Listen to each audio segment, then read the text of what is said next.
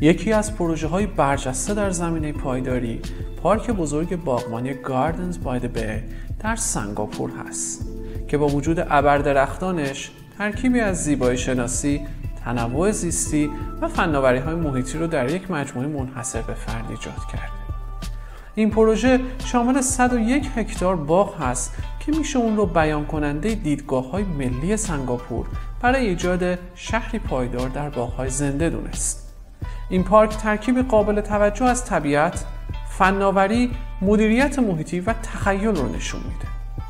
این پروژه نمایشگاهی از باغبانی و هنر طراحی پایداری هستش که از 3 باغ کنار هم و با الهام از گل ارکیده شکل گرفته و توسط گراند اسوسییتس به عنوان طراح اصلی طراحی شده.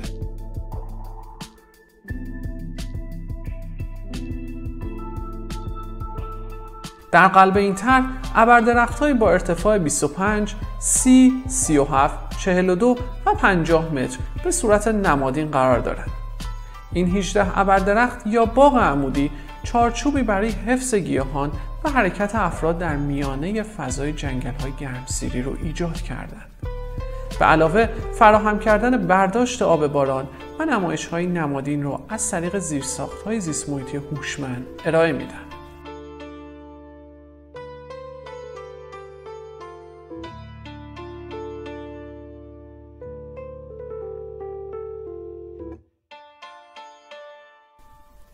ابردرختان این پروژه که توسط مهندسین سازه اتلییر 1 و اتلییر 10 ایجاد شدند، دارای یک هسته از بتون مسلح و تنهایی از قاب فولادی متصل به این هسته هستند که تمامی پنل‌های کشت رو در خودشون جای دادن.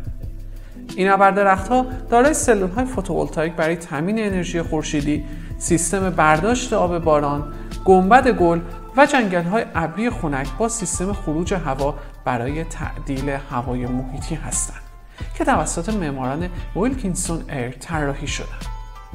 بیش از 226,000 گیاه شامل بیش از 200 گونه استوایی، ارکیده‌ها، سرخس‌ها و انگورها روی این 18 ابردرخت کاشته شدند.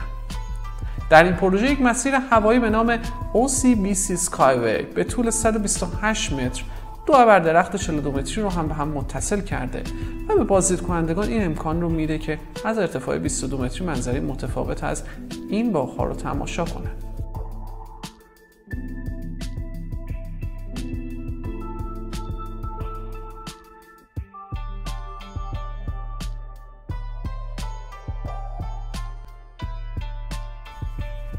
ابردرخت‌های موجود در این پروژه 66 هکتاری سازه‌های بسیار پیچیده‌ای هستند که باغ‌های عمودی دیدنی و ویژگی‌های شاخصی رو ایجاد می‌کنند و در بیان دیگر موتورهای محیطی هستند که با شهرهای مدرن رو در ساختارهای جدید آزمایش می‌کنند. آزمایش‌های جهت کاهش تولید دی اکسید کربن و تأمین اکسیژن برای شهرهای روسی.